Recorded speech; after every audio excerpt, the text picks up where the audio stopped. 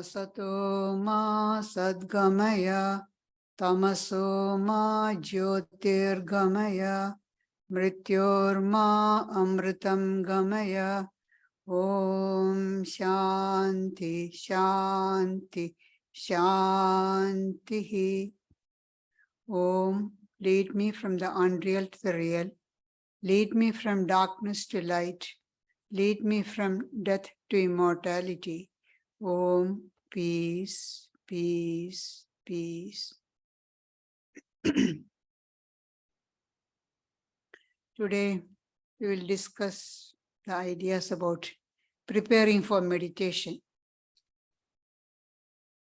Success in any endeavor depends a lot on the preparation that has gone into it.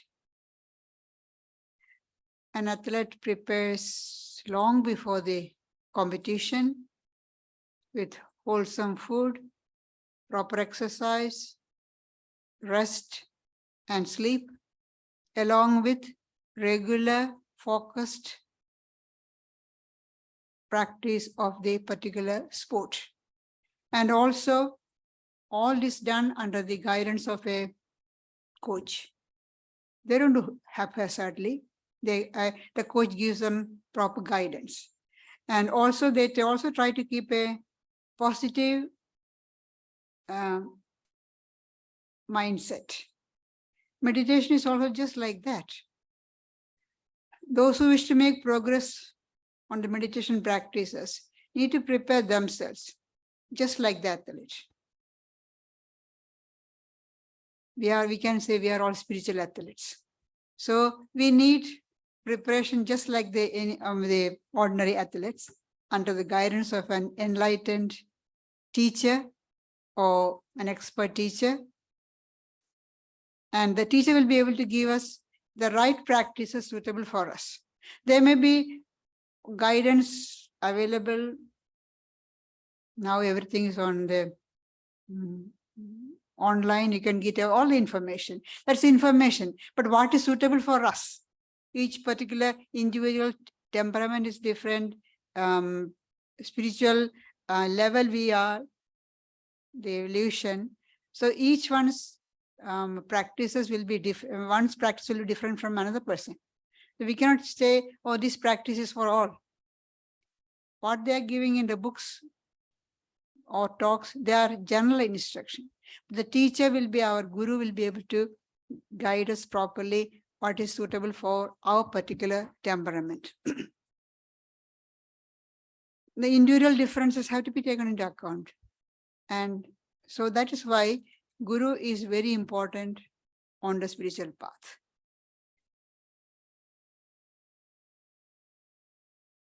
If we follow some meditation practices which is not suitable for us, or without proper preparation, then the beginner on the meditation path can lead to, may face frustration or even loss of faith, because they say it's not compatible with that person, with temperament, or not making any progress.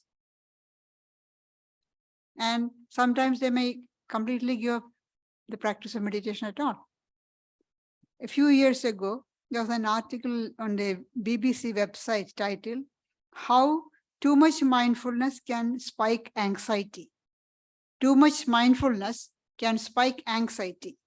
According to this author or the practitioner, after practicing mindfulness for some time, I'm quoting, "Rather than relaxing, my heart would begin to accelerate, or my inner monologue would take a nasty turn, as unpleasant memories and feelings of failure and hopelessness flooded my mind." The unpleasant memories and feelings of failure and hopelessness flooded my mind. These events became so frequent that I now only use mindfulness occasionally. So this comment points to some of the misconceptions about meditation or mindfulness. The first one is the reason for meditation. Why are we meditating? to get some sort of control over our mind and thus reduce the stress that we feel in the day-to-day life, or to improve memory, to get some supernatural powers. So why are we meditating? What's the reason for our practice of meditation? These reducing the stress or improving memory, they may happen as you do meditation. But if you keep that as the aim, then the person misses the real aim of meditation. What's the real aim of meditation? It is to attain the highest goal of human life, which is God realization or self-realization, or realizing your divine nature. Another point to be made clear is that meditation has to be practiced for a long time with patience and perseverance. There is no instant results. There's no instant realization. However, people may advertise instant realization, instant self-knowledge. Nothing happens. It doesn't happen like that. And it is not something to be taken as a fancy or another exciting novelty or fad.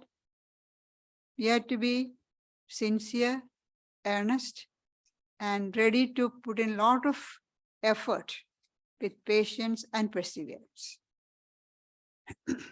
And the experienced teacher will be able to help us or warn us about the dangers and pitfalls on the way, and encourage to keep up the practice in spite of failures. So the Guru is very important.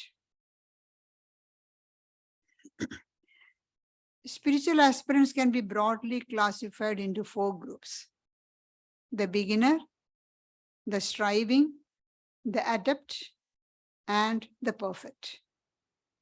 The perfect in meditation remains always absorbed in a meditative mood. Whatever be the place, time, circumstances, doesn't matter. The person is always in a meditative mood. The adepts can bring up the meditative mood without much difficulty, whenever they want. The striving ones, they can attain the meditative under favorable conditions and circumstances. But what about the beginner, where we are all, the beginners? We depend very much upon favorable conditions. And these favorable conditions, favorable states of mind, even when we get, maybe for a very short time, and even that may not be steady. There will be always ups and downs.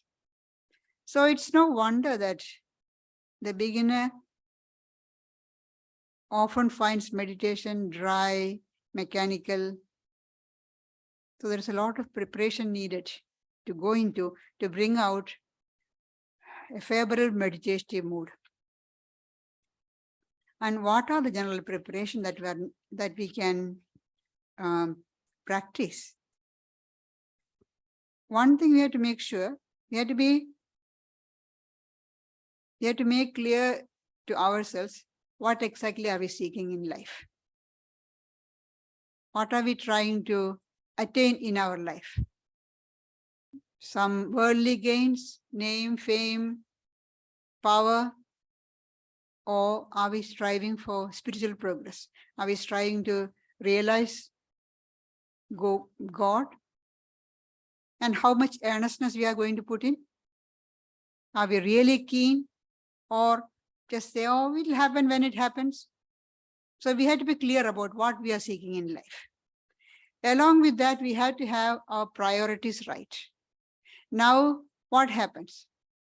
If you examine our life, in the list of priorities, meditation doesn't come on the top. Meditation is maybe right at the bottom. It may not be right at the bottom for all of us, but not on the top list. Top is all other duties. We have got so many duties, all that. they say, well, we have to be in the world. Of course, we are all remaining in the world and busy with our secular activities. But we have to have a clear understanding as to what it all means as far as our spiritual life is concerned. And see that we never forget our goal in the midst of all these worldly duties and responsibilities. Always keep that in mind. Our goal is to realize God, to realize our divine nature. Success in meditation depends a lot on the peaceful living. Conducting our daily life and activities in a calm, peaceful manner keeps the mind calm. If you are always agitated, if you are rushing around doing things, along with the body, the mind is also rushing. And then you go and sit down for meditation, the mind is still rushing. The momentum is going on. The mind won't calm down. So try to keep away from objects of distraction.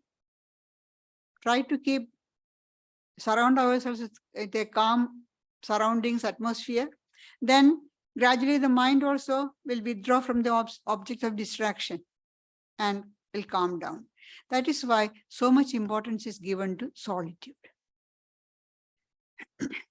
To have inner solitude, we need external solitude. Sri Ramakrishna says, to fix the mind on God in the beginning is very difficult, unless one practices meditation in solitude. So does that mean that we all go away to some forest, some cave, mountain cave or forest away from the world? In the beginning, it is very hard. It's even say dangerous. For the beginners, they say solitude for a very short time. Sri Ramakrishna says, try to spend the time in solitude for a day. If you are very restless person, don't try more than a day. Then slowly you can increase. After some time, after practicing being in solitude for a day, for a few times, then you can increase it to 3 days, a week, a month. In the beginning, it's always solitude should be for very short periods. Long periods, if you spend in solitude, you may go mad. All the we hear about people in solitary confinement, in the prison. What happened? They lose their mind because the mind is not calm, so they cannot take up the idea of spending time in solitude. And Sri Ramakrishna says, you can practice meditation in a corner of your room. You don't have to go away from disturbance, in your room alone, not being disturbed by others. So that you're getting solitude there. Or you can go to the forest. Or if you don't have all these things, then just in your mind do the meditation. And meditation is not possible if passions like lust, anger, and greed, etc. are not under our control. If any one of these is become very strong, we cannot have meditation. Do you think that we can, after having a strong, very heated argument with somebody, sit for meditation? The mind will be so agitated. The same with all the other emotions. So these emotions have to be kept under at least some control, not completely under our control. It may take a long time, but a little bit of control is needed. And all these passions come because of the desires. At present, the mind is full of desire for worldly enjoyments. And that keeps the mind in a very disturbed state all the time. And meditation needs a calm, serene mind. So we can see that a meditative mood and desire for worldly enjoyments cannot go together. If you want to practice meditation, we have to reduce our worldly desires. There's no other way. That's why in the earlier we said we had to make sure what exactly we are seeking in life. If you are seeking worldly enjoyments, then meditation is not for you.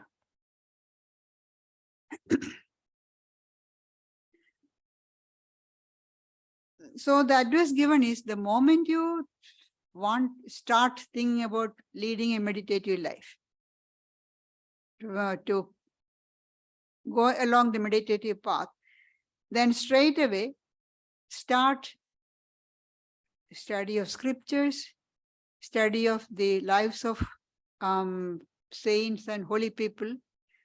That will help us to reduce some of our desires, worldly desires, because the high thoughts are coming in the mind and distracting thoughts and desires for sense pleasures become less and less.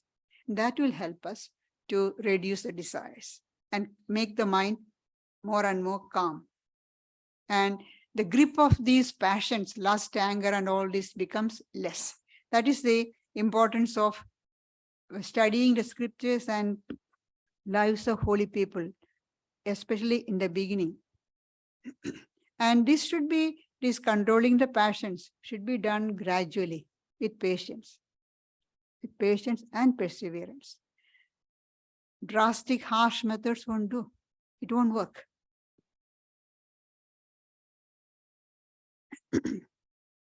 We are retraining our mind. Our mind has been habituated to go after worldly pleasures. Now we are trying to turn the mind towards higher ideals. And it takes time. We are trying to retrain the mind. We are trying to create new neural paths in the brain. So it takes time. You have to gradually do that. And suitable environment, conducive environment is also very helpful in preparing us for meditation. Quiet place, away from the places frequented by worldly minded people. We are asked to have a special place for at home. If we can afford to have a separate room, that's well and good. If not, have just a corner in your room and use that place only for meditation. Nothing, no gossip and worldly talks there. No eating and sleeping there. Just use that space for meditation. So what happens then? Then gradually, if spiritual vibrations come, that corner or that room or that corner in the room will have a lot of spiritual vibration. The moment you go there, your mind calms down naturally. And another thing we have to remember, in Hinduism, we say the time is very important. And we in Hinduism, we suggest the best time for meditation is early morning or evening. It's a conjunction of day and night or night and day. The nature is calmer at that time and the mind naturally calms down. But in modern cities, the conjunction of day and night is not a very, very calm atmosphere, because everywhere a lot of noise is there, disturbance is there. And especially in here in the modern societies, that's our dinner time. How can you have the meditation there? But morning after a night's sleep, your body is fresh and most of the place is quiet. Even when we say then our nightlife continues till 5 o'clock, still after 5, till say 7, even the traffic is less. Traffic noise is less. So early morning is the best time for meditation. Keep the time. But whatever time, but some people find it difficult. Some people, their body and mind wakes up in full alert, maybe by midday. The temperament is like that. So whatever time is best suited for you, keep it up the time. As far as possible, try to practice meditation at the same time, every day, without missing. One day in the morning at 5 o'clock, another day next after a few weeks, oh, these two, no, it's not good for me. I'd get up at 7 o'clock. Then after some days, it is 12 o'clock at midday. Then in the evening, no, that won't do. According to my convenience, no, we have to have a fixed time. As far as possible, stick to that time. What happens is, if you do that, after some time, at that particular time, our mind naturally calms down, settles down. So mind is a creature of habit. You make the mind settle down and sit for meditation, say at 6 o'clock in the morning. Continue it for few months. By 6 o'clock in the morning, the mind calms down. It is calm.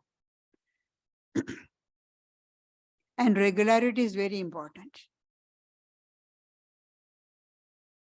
You have to remember, dhyana or meditation is the 6th step in the 8th step of Patanjali's Ashtanga Yoga.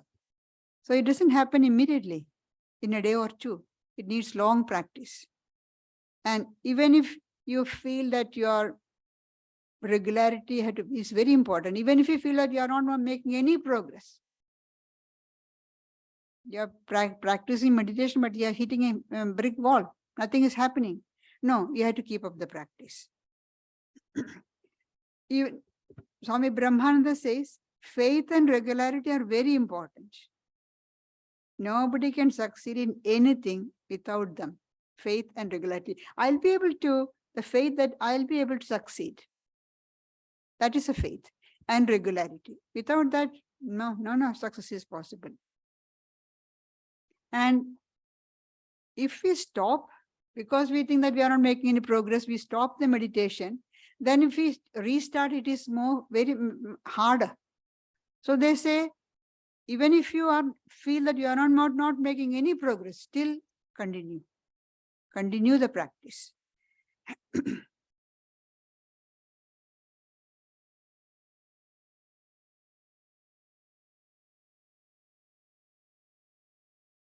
The mind will bring up so much excuses. Today, I got headache. Today, I will skip meditation. Or today, I'm too busy. I don't have time. We have got time for everything else. But for meditation, we don't have time. So we have to be very careful. The mind will try to play so many tricks. Even if it is, mechanical, dry, still we had to practice. Sri Ramakrishna used to praise the Muslims for their regularity. See, whatever be their work they are doing, wherever they are, in spite of time, place, at the time of prayer, what do? They do the prayers 5 times a day. The regularity. So it has to be done. We have to, saying that I'm too busy, I'm not well, that's all excuses brought up by the mind, trying to mind is playing the tricks. And another excuse we often hear is, oh, I'm so worldly, my mind is not good. How can I approach God with this mind? Oh, I'll wait for my mind to become pure and clean and good, and then I'll go to God. No, it won't happen. Wherever we are, whatever be the state of our mind, let's go towards God. And that effort itself will purify the mind. And because God is the greatest purifier. To purify the mind, how do you purify your mind? Go to God. In spite of all these tricks that the mind plays, we have to keep up the practice. And Swamiji says, it's like the rider trying to break the horse, wild horse, the new horse. That horse, the person somehow, the jockey got the seat on the back, got mounted on the horse, sitting at the, and what does the horse do? The horse tries its best to throw him down. But if you go on, somehow keep your seat there, the horse will run and run and run and get tired, and at last will start obeying the rider. The mind is like that. Whatever happens, the mind will play all sorts of tricks. I'm tired, I don't have time, my mind is not pure, all different excuses that the mind will try. And if, like the horse rider, we stick to our seat, don't get up and go away. The time here fixed, you sit there, whatever the mind says. And day after day do that. Then the mind will say, oh, I can play the tricks. Then mind slowly will come under our control. Sri Aurobindo says, the road to yoga is long. Every inch of ground has to be won against much resistance, and no quality is more needed by the sadhaka than patience and single-minded perseverance with a faith that remains firm through all difficulties, delays, and apparent failures. See, patience, perseverance, and faith. Faith which remains firm in spite of all difficulties, delays, and failures. That is, we needed that. Otherwise, we won't be making any progress. If the constant effort can break through any obstacles. So that is why patience and perseverance is so important.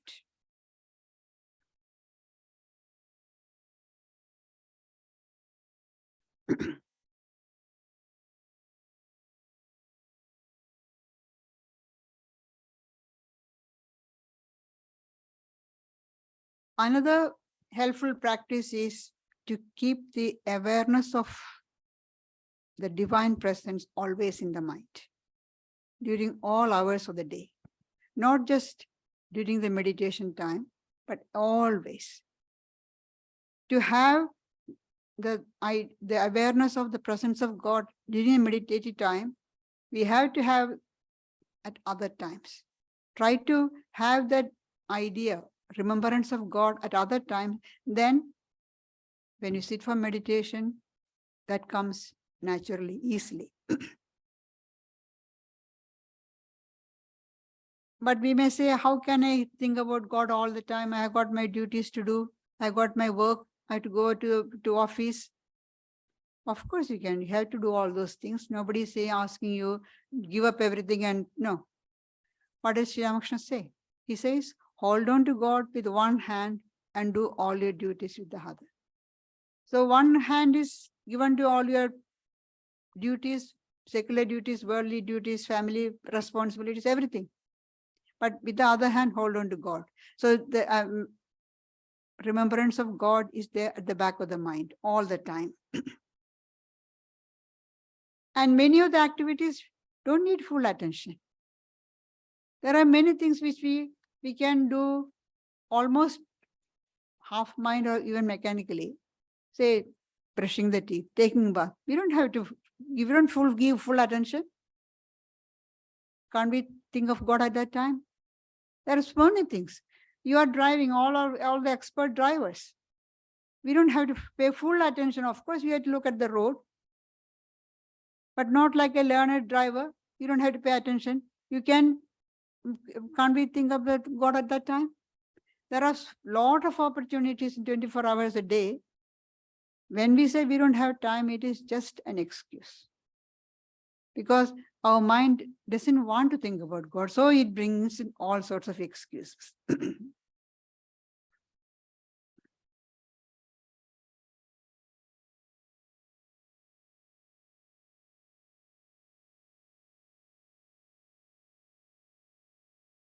The mind is all scattered. It's either remembering the past or brooding over the future. What is going to happen? Something.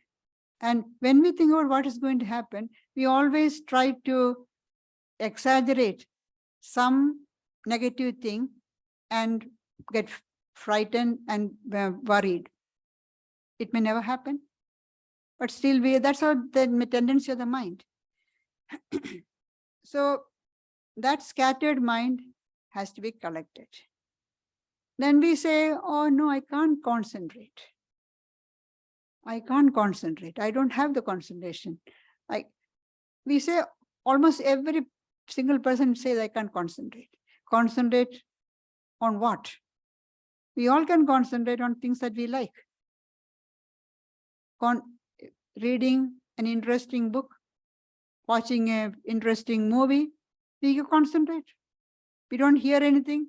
If somebody calls, we don't hear. Sri Ramakrishna gives the example about the person, the angler. Where somebody is fishing on the riverside, a person came up to that person and asked, which is the direction to this particular place? No answer. Asked the second time, no answer. Third time, no answer. The man walked off. After a short time, this person got up and ran behind. What did you ask me? Well, I asked you 3 times. Well, at that time, the fish was trying to catch the bait. So all my attention was there. I didn't hear what you asked. So we can concentrate. I'm reading an interesting book. With all my mind and brain, everything. Somebody calls me. The doorbell rings. I don't hear anything. So I can concentrate. Where we have our interest, we can concentrate. So when we say, I can't concentrate, because I'm not interested. I'm not interested in, I don't have that much of love for God, not interested in God realization or self-realization, so I don't have concentration. And I am attached to these things, so I can concentrate. Meditation comes, concentration comes when we are able to detach ourselves a little from all these worldly things. And we have got a little bit of control over our mind.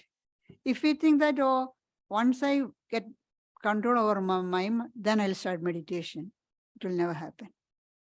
Swami Brahmananda says, unless you meditate, you cannot control the mind. Unless you meditate, you cannot control the mind. And unless the mind is controlled, you cannot meditate. So what are we to do then? Unless we meditate, we cannot control the mind. And unless we control the mind, we cannot meditate. Swami continues. But if you think, first let me control the mind and then I shall meditate, you will never succeed. You must steady your mind and meditate at the same time. So whatever be the state of our mind is very much attached to worldly things. Our mind is disturbed. Our mind is scattered. Doesn't want to meditate. Still we try. And every attempt is a step forward.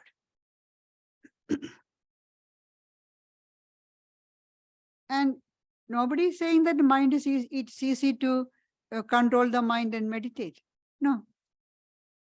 What does Arjuna tell Sri Krishna? The mind is turbulent, unsteady,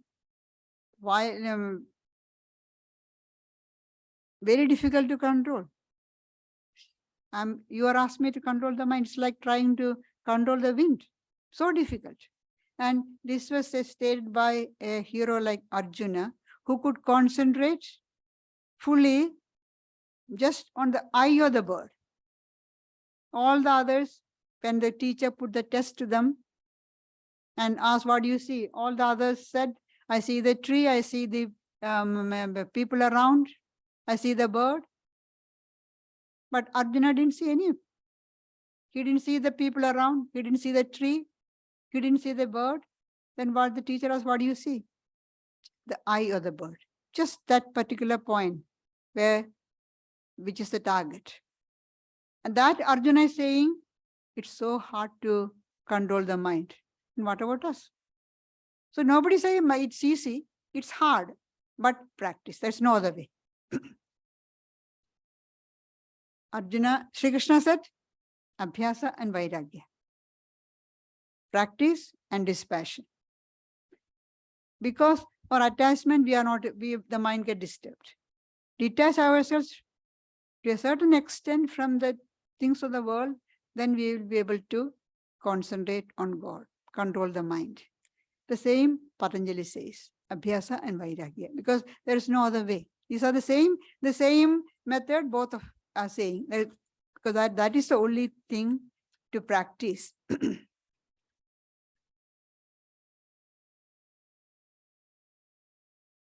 And if you go back to what the BBC website article said, that it said after some time, all negative thoughts came up in the mind. Hopelessness came in. Why is that? That is a difficulty met by people who are sincerely practicing meditation. When we start the meditation, our mind is right in the beginning, mind is calming down. We feel great joy because I am able to concentrate on my mind, fix my mind on either chosen deity or on the self idea, whatever it is. But after some time, everything goes off.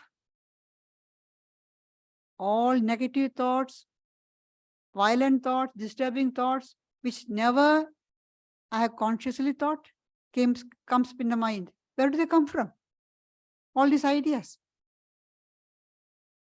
And we think that before I started meditation, I was a better person. Now, after meditating for these few years, I have gone down. This is the result of meditation. Stop.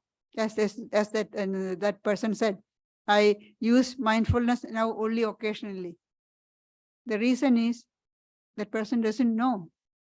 It is the result of meditation. All the ideas, the disturbing thoughts coming up from the subconscious mind. Spiritual life doesn't go on a smooth, straight line. There are always ups and downs. And the more you go down, you can be sure there's a greater height coming up if you're sincere and practicing it regularly. It's like mountain climbing. You go down and then climb up. Go down again and then again climb up. And we have to remember that our conscious mind is just the tip of the iceberg. The greater part of the mind is below the conscious level, the subconscious, unconscious level. And whatever we are thinking, whatever impressions that we are getting, first they come to the conscious mind. Then after some time, we say we have forgotten that. Where did they go? They didn't go anywhere. They sunk down to the subconscious mind. Then when we are when we sit for meditation, our conscious mind is calm. Up comes all these thoughts from subconscious level, like bubbles in the marsh. And most of them are negative thoughts, negative impressions. And it is good that they come up. That means you are on the right track. You are progressing on the spiritual path. They come up. The only thing is that don't pay much attention. Just observe them. Tell yourself that was past, finish. Don't keep on brooding over it. Because if you consciously try to throw it out, eliminate it, that means you are concentrating on that. And the moment you think about it, look at twice, it becomes stronger. So just observe it, ignore it, let it go. That's the only way to get rid of these impressions from the subconscious. The more they come up, the better. It's the cleaning the subconscious. Swami Prabhavananda describes this like cleaning the inkwell. In olden times, in the schools, on the desk, they had the inkwell where you pour the ink, then dip the pen and write. Now, how do you clean the inkwell? The ink dries up. You cannot take it up because it's fixed to that desk. So you pour water, clear water, you keep on pouring, and then all the dry ink get dissolved, and you get first when you pour, because the ink is dry, you pour on, you get clear water out. But after some time, what happens? All dark color water comes out. You think you have the ink is dissolving. Exactly this is what's happening with our mind. First, when the mind is calm, quiet, serene, we think we have progressed fast. Then comes all the dirt. Yes, it's cleaning. And then what do you do then? You keep on pouring clear water, keep on putting good ideas, keep on the practice of meditation. Then slowly, a stage will come when there is no more dirt in the inkwell. You pour water, still it is clear water only. Our mind also will be that, but that needs a constant, long practice.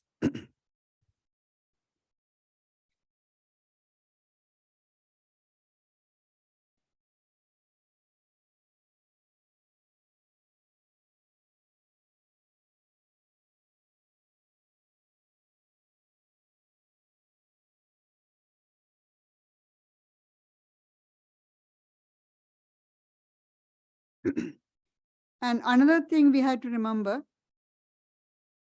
we give a lot of importance to food. The body and mind are closely related. So when the body is disturbed, the mind is distracted. So we had to keep the body healthy and fit. Body is the only instrument that we have got for spiritual practices. If the body is unhealthy, then instead of concentrating on God, we will be concentrating on our aches and pains. That I think almost all of us know that. The illness of the body can drag the mind to the body. Even for the experts can have come to that stage. There is the incident of Totapuri. Totapuri, an adept in meditation, who had attained Nirvikalpa Samadhi, staying for 11 long months in Calcutta, in Bengal, he got blood dysentery. And one day in Dakshinesha, he was suffering for quite some time. Madhur Babu tried to get treatment for him, but no avail. And Totapuri, who could concentrate and lose himself in samadhi anytime, couldn't fix the mind on his ideal because of the excruciating pain. If it can happen to an adept like Totapuri, what about us? So that is why we give so much importance to food, because the food affects the body. If the food is pure, the body absorbs that purity and keeps the body fit. But purity of food doesn't mean vegetarian. There is no things of vegetarian, non-vegetarian. What does Sri Krishna says about the pure food? Which is easy to digest, which will give you health, which is suitable for you. So what do we say? Eat the food which is suitable for you, which keeps you fit. Whether vegetarian or non-vegetarian, that's not the important thing. But we have to remember, If by any chance your stomach is upset, you cannot meditate. So if you have a heavy meal, you cannot meditate. If you overeat, you cannot meditate, because all the energy is going for digestion. There's all more blood is used in the stomach for digestion. So there is less blood flow to the brain. The brain becomes dull. You feel sleepy. Even after 6-7 hours of sleep, you are still tired if you are overeat. So eating should be in moderation. How much should we eat then? Swami Brahmananda's advice is this: the stomach should be half filled with food, a quarter with water, and the other quarter being left vacant for passage of air. Don't eat a very heavy meal, especially if you're going to meditate soon. So what we usually in our what they say, lunchtime, breakfast time, lunchtime, eat full, heavy, stomach full, because you will be doing work, everything will be digested, but night, very light meal. And again, if you are starving, if you're fasting for many days, you cannot meditate. You will be thinking about, you will be meditating on food. When will I get some food? Not on God. So that's why Swami Vivekananda says, religion is not for empty stomach. Sri Krishna says in the Gita, Yukta hara viharasya, yukta cheshtasya karmasu, yukta swapnava bodhasya, yogo bhavati dukkha. The person who is moderate in eating, sleeping, recreation, work, for that person, yoga becomes easy. So be moderate in eating, sleeping, recreation, and work. Everything in moderation. That's exactly what Buddha said. Follow the middle path. From his own experience, in the palace, he had extreme luxury. Then he practiced extreme asceticism.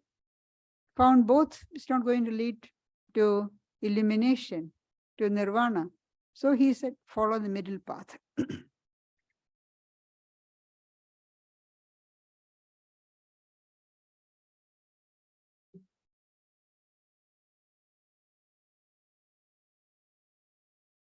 So meditation, if done properly with necessary preparation and under the guidance of a proper teacher, is the greatest help for spiritual life.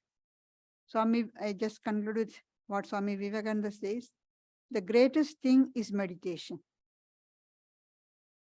It is the nearest approach to spiritual life, the mind meditating. It is the one moment in our daily life that we are not material. The soul thinking of itself, free from all matter. This marvelous touch of the soul. Thank you.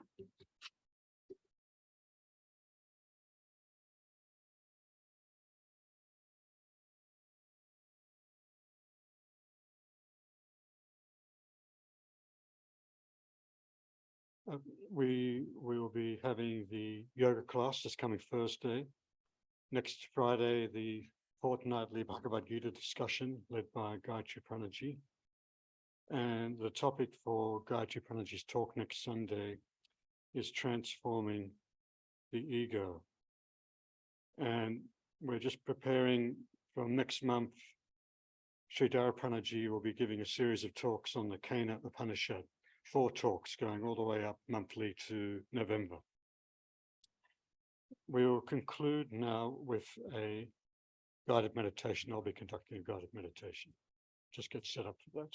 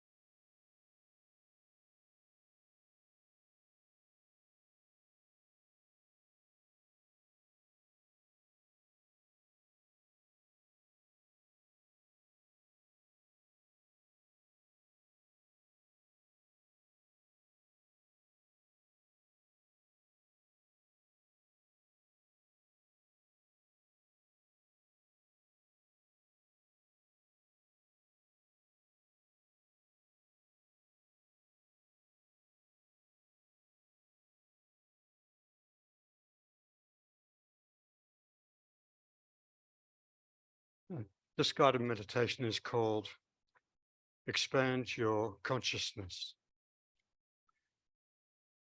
In this meditation, we're following an ancient yogic technique that expands our sense of self beyond the limits of our mind and body, embracing the whole universe. And it also develops in us a sense of spaciousness, peace, and unity with all things. So I invite you now to sit comfortably in your chair and allow your back to be straight, but not stiff. Close your eyes, roll your shoulders gently back, releasing any tension. Take long, slow, deep breaths, breathing in fully through your nose and exhaling slowly through your nose and mouth. Imagine you're breathing in purity and peace, and imagine you're exhaling any tension or worries. Breathe in purity and peace. Breathe out tension and worries.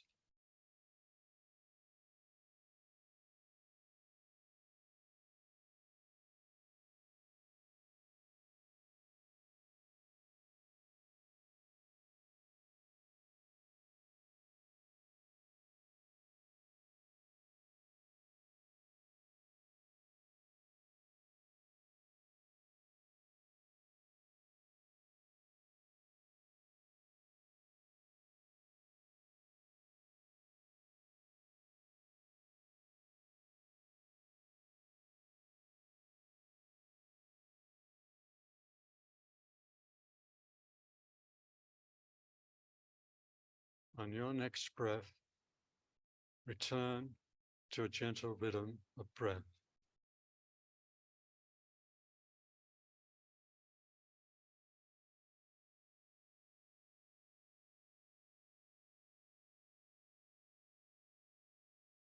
I invite you now to bring your awareness to your whole body.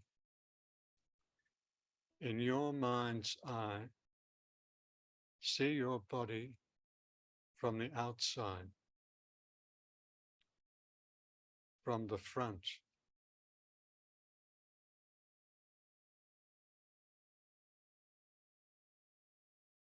from the back,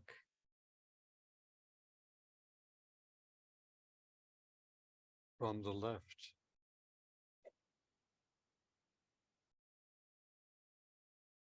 from the right,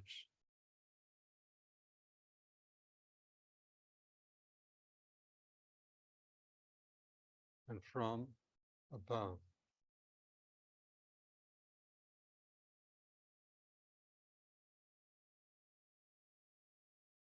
Now, view your body from all directions simultaneously.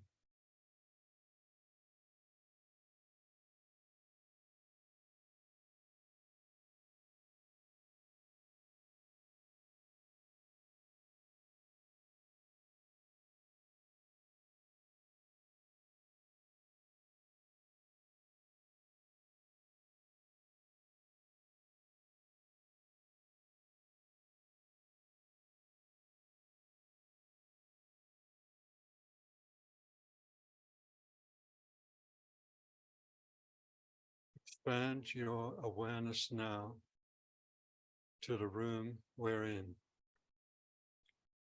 Feel that is your new self. Imagine your consciousness fills this room.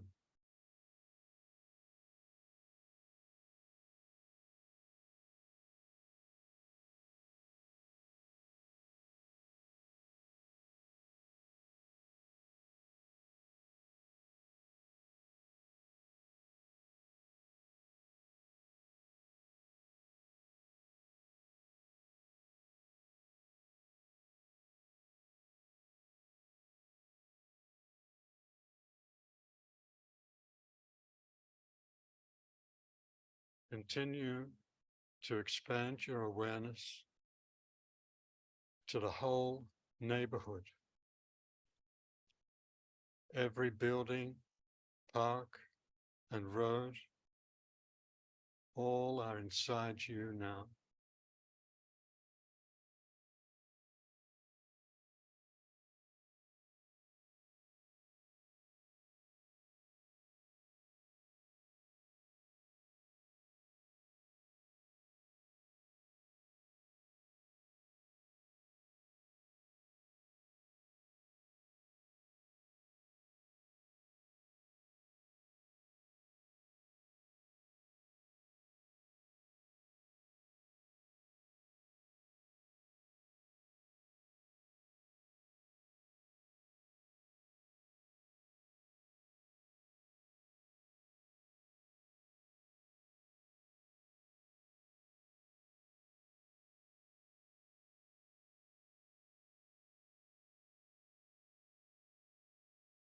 Expand your awareness now to the whole city,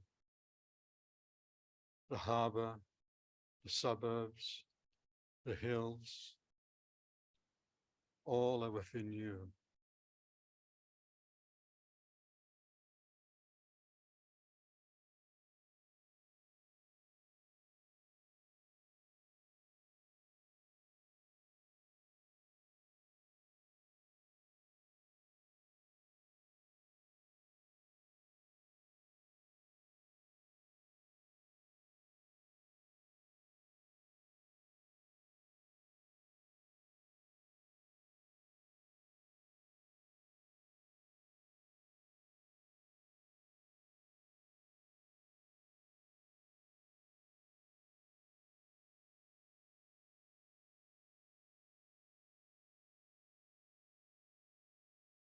Now expand your awareness to the whole country, all the mountains, forests, rivers, the wide open spaces, the cities and towns, from coast to coast, all are within you.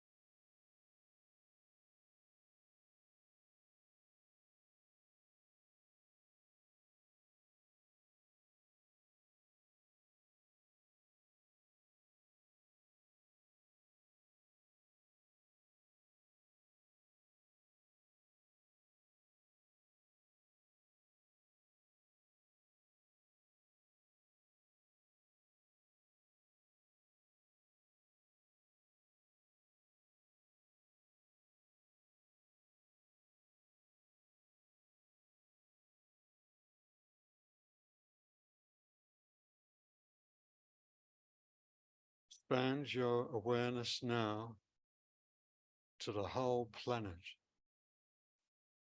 Picture the earth hanging in space and poised as it slowly revolves and sits within you.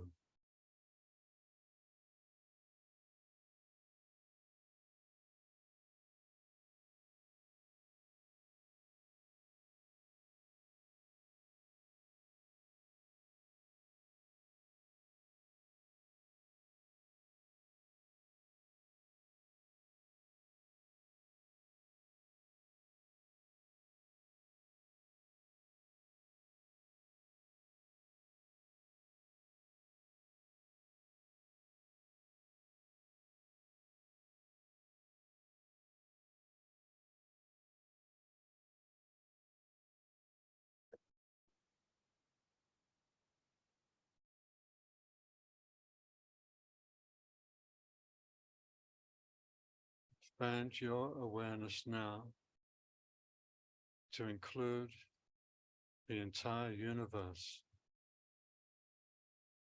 the billions of planets, stars, and galaxies, and the infinite space that contains them. It's all you. Allow your sense of self to embrace them all.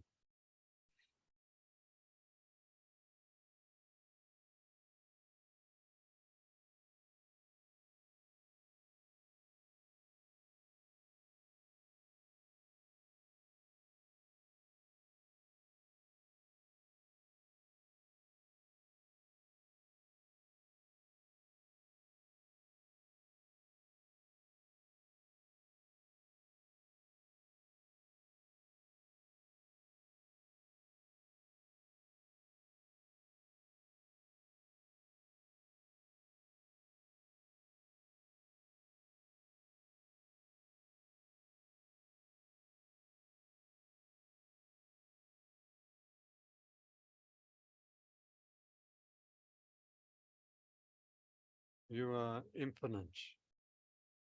Feel how large and spacious you are. You are beyond all limitations, beyond any individual name or form. You're the calm witness of the cosmos and the eternal divine play. Stay in this place for a few minutes.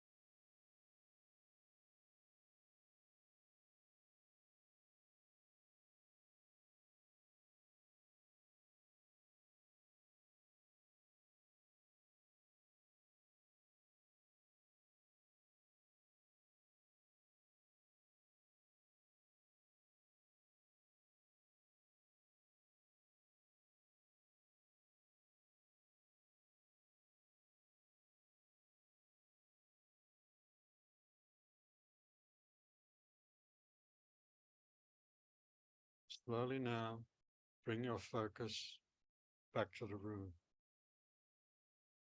Become aware again of its shape and form.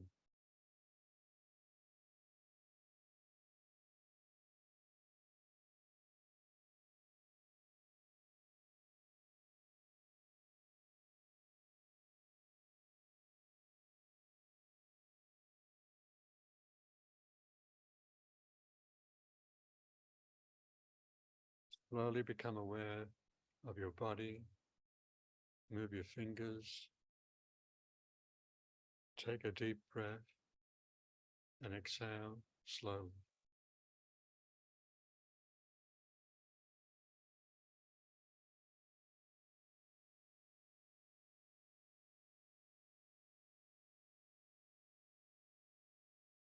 And when you're ready, you can slowly open your eyes.